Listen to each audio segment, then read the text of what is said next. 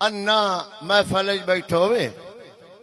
महफल चुप ते अन्ना जोर दा हसया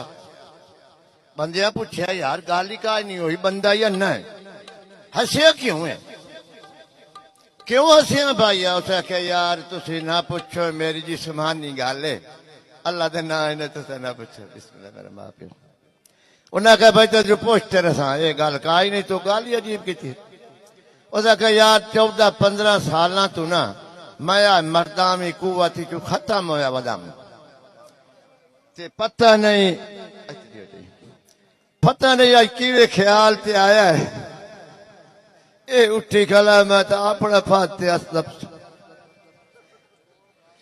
वो जेड़ा नाल बैठा ही ना उस आख्या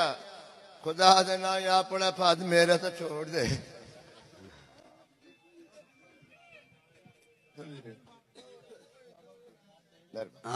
जनाब अन्ना महफल च बैठो वे महफल चुप ते अन्ना जोर दा हसया बंदिया पूछया यार गल ही काज नहीं हुई बंदा ही अन्ना